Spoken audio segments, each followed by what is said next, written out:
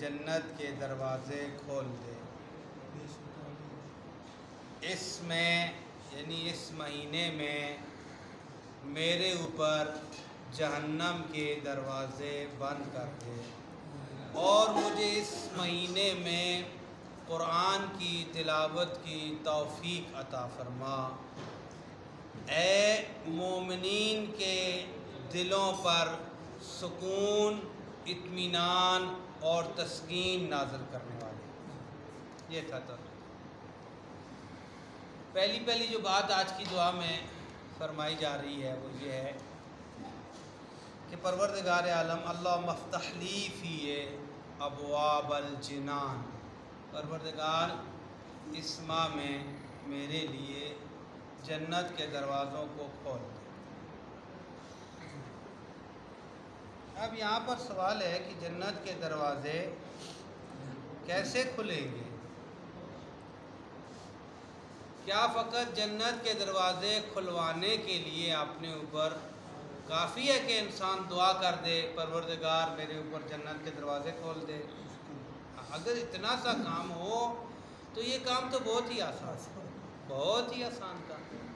جس طرح ہم نے عرض کیا تھا، امان صاحب بیٹھے، جس طرح ہم نے عرض کیا تھا بہت سارے لوگ، بڑی غلطی ہے، بڑا اشتباہ ہے، بڑی لوگوں کی کیا کہ مسٹیک، بلنڈر، لوگ یہ سمجھتے ہیں زبان سے علی ولی اللہ پڑھ دینا کافی ہے۔ یہ تو بہت آسان کام ہے۔ اچھا جی، اس سے آسان کام اور کیا ہو سکتا ہے؟ نتھنگ، یہ تو کچھ بھی نہیں ہے۔ کہہ دیتا ہوں میں علی ولی اللہ، کیا خرچ ہوا میرا؟ ٹھیک ہے، جن لوگوں نے ولایت کو زبانوں تک رکھا ہوا ہے اور اتنا زور دیا جا رہا ہے جی فلاں جگہ پہ بھی پڑھیں، فلاں پہ بھی پڑھیں، فلاں پہ بھی پڑھیں، سوال یہ ہے کہ اس پہ خرچ کیا ہوتا ہے؟ پڑھنے سے کچھ بھی تو خرچ نہیں ہوتا۔ اور اس شعار کو، اس نعرے کو اٹھا کے آپ نے جناب علی اتنا بڑا ایک محاذ کھڑا کیا ہوا ہے، ٹھیک ہے، اس ملک کے اندر، جی فلاں نہیں پڑھتا نعوذ باللہ وہ غیر حلالی ہے، فلاں پڑھتا ہے وہ بڑا موالی ہے، یہ ہے وہ۔ کیا کہنا چاہتے ہیں آپ اس میں؟ اس زبان کی لکنت سے آپ ایک اعلان کرنے پہ کچھ خرچ نہیں ہوتا۔ دعا سے میں نے استدلال کیا، کہا پروردگار عالم اس مہینے میں ہمارے لیے جنت کے دروازے کھول دے۔ کیا بس یہ کہہ دینا کافی ہے کھول دے؟ نہیں، کھول دینے کی دعا مانگنے کا ایک تو مقصد یہ ہے کہ انسان ہمیشہ اپنے رب کا محتاج ہے، انسان کو ہمیشہ کارہائے خیر کے لیے، نیک کاموں کے لیے اللہ سے توفیق کی ضرورت ہے۔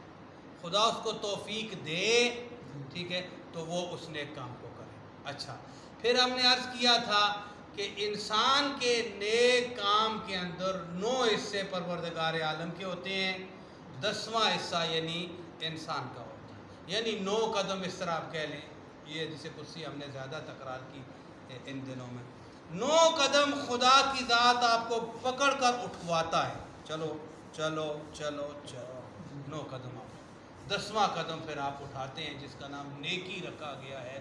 اس 10ویں قدم میں بھی خدا کی ذات کی توفیق شامل اور شریک ہوتی ہے۔ کیا ہے آپ کے اور میرے پاس؟ یہ وہ باب تھا جس کے ہم نے آپ کی خدمت میں عرض کیا تھا کہ انسان کے اندر کہیں سے کوئی تکبر جنم نہ لے لے، کوئی غرور نہ آ جائے، کوئی بڑائی، کوئی میں، ٹھیک ہے۔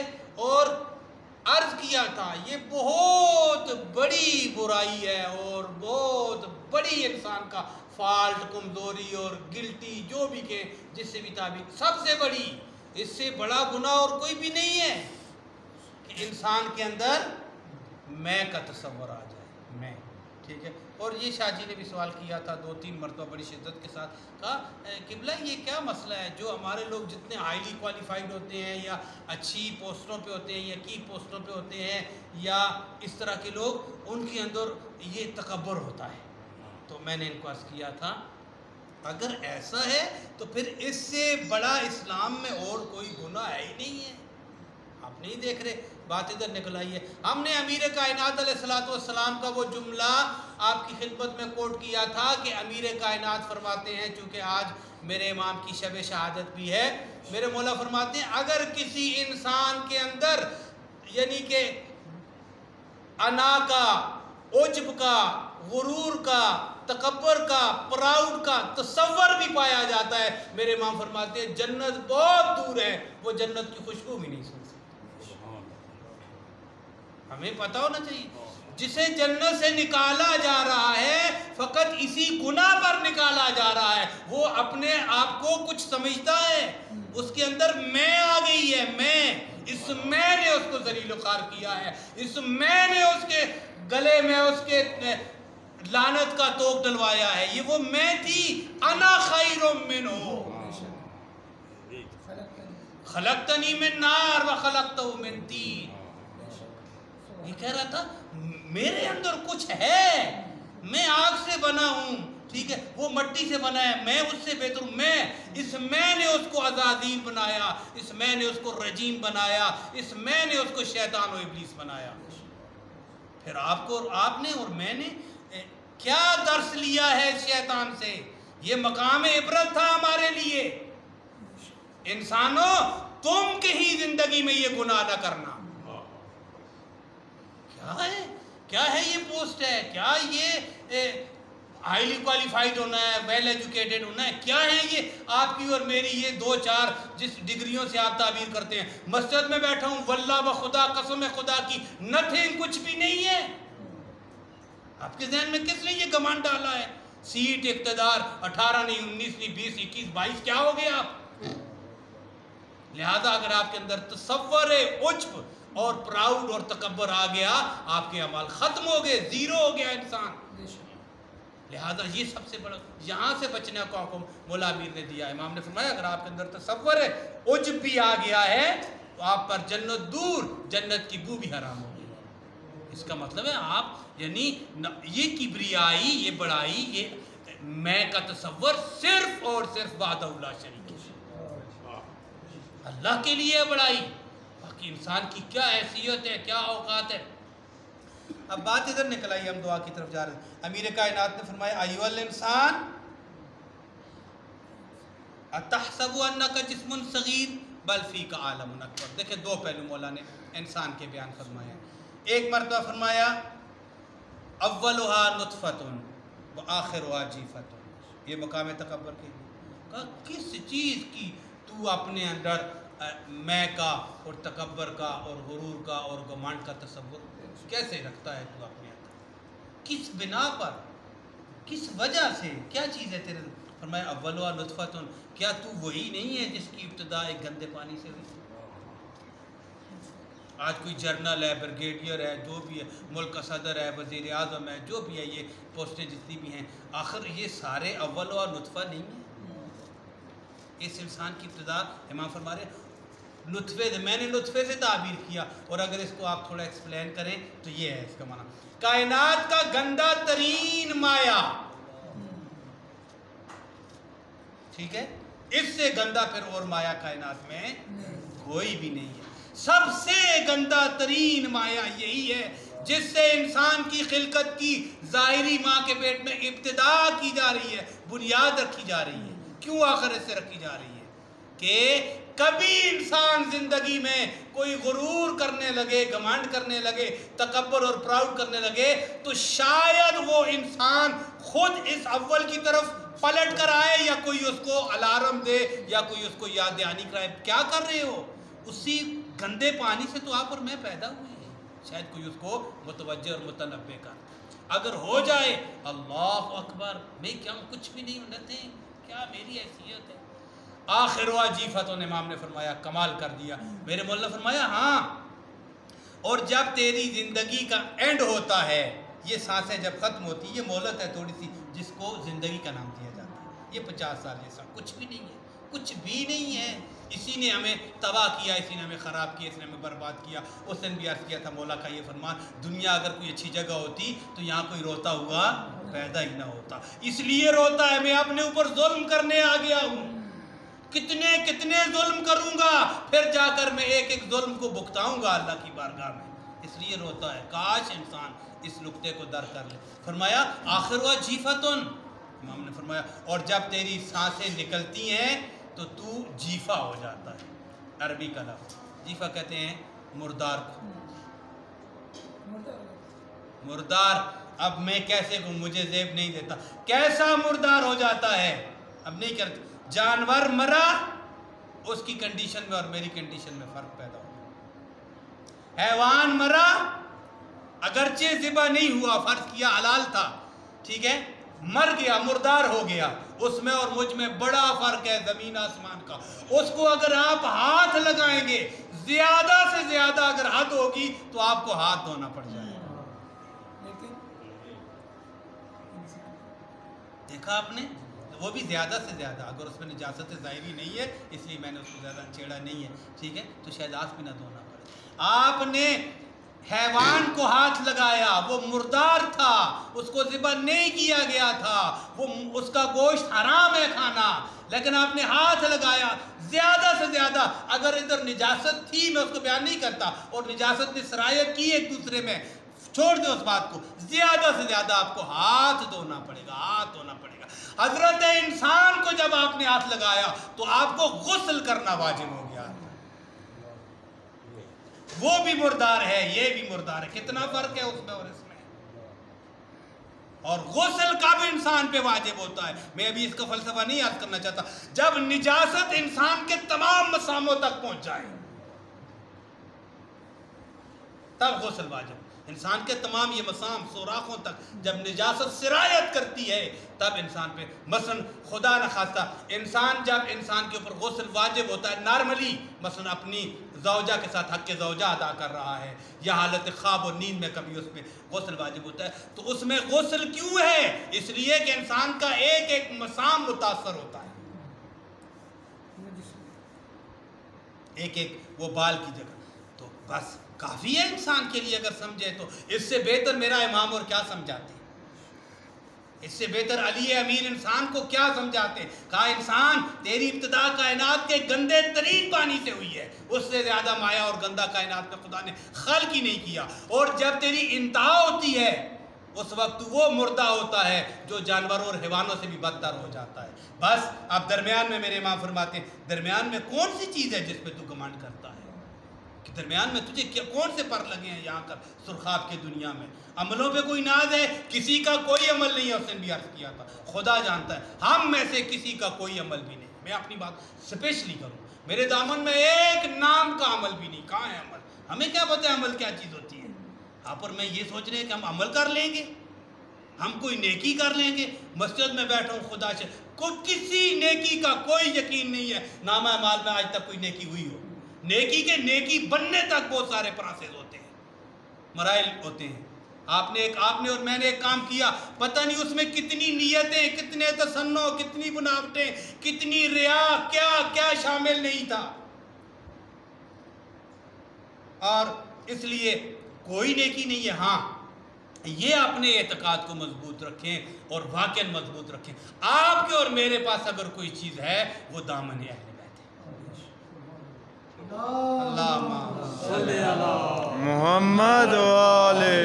اس بات پہ یقین رکھیں، اپنے اعتقاد کو مضبوط رکھیں، محکم رکھیں، اور یہ یقین کر کے دنیا سے جائیں پروردگار ہم خالی دامن آئے تھے، خالی دامن جا رہے ہیں. ہمارے پاس کوئی ایسی ضمانت نہیں ہے کہ زندگی میں ہم نے کوئی نیکی کی ہو. ہمیں کیا پتہ ہے نیکی کیسے کی جاتی ہے. نیکی بنتے بنتے ایک زمانہ لگ جاتا ہے. بس یہ تیرا شکر ادا کرتے تو نے ہمیں اہل بیت کا مقدس طاہر پاک طیب نورانی دامن نصیب فرمایا، اس سے جوڑ دیا. یہ نسبت جو تو نے یہ نسبت ہمارے کام آ سکتی ہے. بس میں اس دن بھی عرض کر رہا تھا، دعا سے ہم نکل گئے، ٹائم نکل گیا.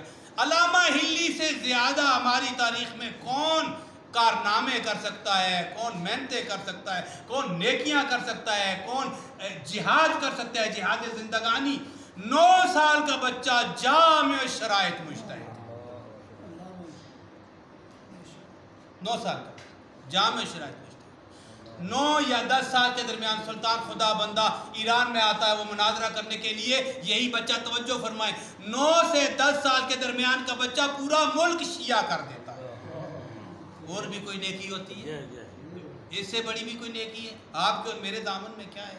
ہم ایسے ہی گھمنڈ میں ہیں، ایسے ہی جو ہے نا خوش فہمی اور غلط فہمی کا شکار ہو رہے ہیں. کیا سمجھ رہے ہیں اپنے آپ کو؟ ہم کچھ بھی نہیں ہیں. اتنا بڑا انسان جو 9 سال کا بچہ اتنا باکمال ہے، اس انسان نے آخر زندگی بھی تو گزاری ہے، اس لیے کتابیں بھی تو لکھی ہیں، جس کی زندگی کا ایک ایک لمحہ ایسا ہے جب دنیا سے چلے جاتے ہیں اپنے دوست کو خواب میں آتے ہیں، اندر ریکارڈ بات ہو رہی ہے، کہا ایک فقط اور فقط زیارت عاشورہ تھی جو علامہ ہلی کو بچا دی۔ میں 2 ٹائم زیارت عاشورہ پڑھتا تھا، صبح اور شام، علامہ ہلی نے کہا 2 ٹائم، لیکن ساتھ یہ بھی کہا، افسوس کیا کہ میں نے کم پڑھی، اپنے دوست کو کہا زیادہ پڑھنا زیارت عاشورہ، میں نے تھوڑی پڑھی۔ کیا نہیں تھا علامہ ہلی کے پاس، خدا نے کیا توفیق نہیں دی، پیدا ہوتے ہی مجتہد بنا دیا، ساری زندگی ایک نیکی اور اچھائی میں گزری، کہا کچھ بھی نہیں تھا پتہ چلا اس وقت، بس وہ امام حسین کی زیارت تھی، اس نے مجھے نہ صرف بچایا بلکہ کمال پہ پہنچا دیا، ساری آسانیاں زیارت عاشورہ۔ اسی لیے علماء نے کہا میں بھی اپنے دوستوں کو چونکہ امانت ہے پہنچایا کرتا ہوں اس بات کو کہ 2 عمل یاد رکھیں آپ کے جب تک آپ زندہ ہیں، ان سے بڑا تیسرا عمل کوئی نہیں ہے، ایک مجلس امام حسین، ایک زیارت عاشورہ۔ محمد اہل بیت محمد صلی اللہ اللہم صلی علی محمد، ان سے بڑا عمل کوئی بھی نہیں ہے، میں نے بس خلاصہ کر کے کہہ دیا۔ آپ دیکھیں جناب زہیر کے بارے میں غالباً یہ روایت ہے، جناب زہیر بن کین کے بارے میں، زہیر بن کین کسی کو عالم خواب میں آتے ہیں، پوچھا جاتا ہے زہیر آپ تو امام حسین علیہ السلام کے عظیم وفادار ساتھی، مولا کی رکاب میں آپ کو شہادت نصیب ہوئی، کیا عظمت ہوگی آپ کی، اور واقعاً ہم اس بات کو نہیں چھیڑتے کہ شہدائے کربلا کی کیا عظمت ہے، ہمیں کیا پتہ ہے، ہماری اوقات کیا، ہم شہدائے کربلا کی عظمت کو بیان کریں، ہماری عقل کیا ہے، ہماری فکر کیا ہے، ہماری معرفت کہاں تک ہے، ٹھیک ہے، معرفت کا تعلق قلب سلیم سے ہے اور انسان کے اعمال سے ہے، نہ ہمارے پاس دل صاف ہے، نہ دماغ صاف ہے، نہ ہمارے پاس اتنے اعمال ہیں، جتنے آپ کے اعمال ہیں اتنا خدا نے آپ کو شعور اور معرفت دی ہوئی ہے، جتنی آپ اور میں پاکیزگی کا کچھ بھی نہیں ہے ہمارے پاس۔ کہا کوئی خواہش ہے زہیر؟ کیا خواہش ہونی تھی؟ امام حسین علیہ السلام کے ساتھ شہید ہوئے، ٹھیک ہے، کمال پہ شہید ہوئے اور ایسا حق وفا ادا کیا اپنے وقت کے امام کے ساتھ، ٹھیک ہے، کہ جس کی مثال ہی نہیں ملتی۔ یہ وہ لوگ تھے جنہوں نے اپنے مولا کو کہا تھا مولا اگر آپ کو ہماری وفا پر یقین نہیں ہے تو ہم 70 مرتبہ 100 مرتبہ 1000 مرتبہ اپنی جانوں کے نذرانے ٹکڑے کر کے آپ کے قدموں پر پیش کر سکتے ہیں، ٹھیک ہے۔ یہ وہ روایت میں تو چلا گیا، جناب زینب سلام اللہ علیہ نے جب کہا تھا، یہ مقتل کی روایت، بی بی نے کہا کہ بھیا میں سوچتی ہوں کیا پتا آپ کے ساتھی تیرے ساتھ کیا کریں گے، آپ کے ساتھ کیا کریں گے۔ یہ جملہ نافع نے سنا، بی بی کے خیمے کے باہر سے گزر رہے تھے، ٹھیک ہے، جا کر صحابہ کے اندر ایک قرآن مچا برپا کر دیا، کہا تم یہاں بیٹھے ہو، علی کی بیٹی اپنے بھائی کو یہ جملہ کہہ رہی تھی، میں نے کانوں سے سنا ہے، کل پتہ نہیں میرے بھائی تیرے ساتھ تیرے یہ ساتھی کیسی وفا کریں گے۔ کہا علی کی بیٹی کو یقین نہیں ہے ہمارے اوپر، یقین ہونا چاہیے تھا۔ سارے اٹھے اپنی اپنی تلواریں لیے، ابھی وقت نہیں ہے، آئے جناب زینب عالیہ کے خیمے کے باہر کھڑے ہو کر کہا علی کی بیٹی حکم فرمائے، ہم اپنی تلواروں سے اپنی گردنیں کاٹ کے یہاں رکھتے ہیں تاکہ آپ کو 100% یقین ہو جائے ہم حسین کے وفادار ہیں، ہم حسین کے باوفا ہیں، ٹھیک ہے۔ یہ ہیں جن نے پھر اپنے مولا کو کہا مولا اگر 1000 مرتبہ خدا ہمیں زندگی دے، 1000 مرتبہ، 1 مرتبہ زندگی دے، خدا کی قسم آپ کے قدموں پر نثار کریں گے، پھر دے پھر آپ کے قدموں پر قربان کریں گے۔ توجہ فرمائی نا آپ نے، 1000 مرتبہ خدا زندگی دے، جملہ آخری مجھے کہنے دے، 1000 مرتبہ اگر خدا زندگی دے حسین تیرے قدموں پر فدیہ نثار اور قربان کر دیں گے۔ پھر میرے مولا نے کہا میری بہن یہ تو بڑی عظمت کے مالک ہے، تجھے کیا پتا ہے میرے صحابہ کیسے، یہ تو میرے نانا کو بھی نصیب نہیں ہوئے، یہ تو میرے بابا کو بھی نصیب نہیں ہوئے جو صحابی مجھے خدا نصیب۔ زہیر سے پوچھا گیا زہیر کوئی خواہش ہے؟ کہا اب بھی یہ خواہش ہے۔ کہا کیا؟ کہا میری خواہش ہے کہ جب زمین پر مجلس امام حسین ہوتی ہے مجھے تھوڑی سی زندگی دی جائے، میں ظاہری طور پر جا کر اس جگہ پہ بیٹھوں اور بیٹھ کے واپس آ جاؤں۔ ہائے زہیر کی یہ خواہش ہے، زہیر بن کین کی یہ خواہش ہے، آپ اور میں اس بات کی قدر نہیں کر سکے۔ کہا اب بھی میری خواہش ہے تھوڑی سی زندگی مجھے ملے، ایک ہی مرتبہ زندگی مل جائے، جہاں ذکر حسین کیا جاتا ہے وہاں جاؤں، 2 لمحوں کے لیے وہاں بیٹھوں، ایک دفعہ بیٹھ کے پھر واپس آ جاؤں۔ زہر کیا نہیں ہے تیرے پاس؟ سارا کچھ ہے، بس یہ ہے وہ درک، یہ ہے وہ معرفت جس کی ضرورت ہے۔ دعاؤں کی قبولیت کے لیے اور معرفت کے لیے بلند تر صلوات پڑھتے ہیں۔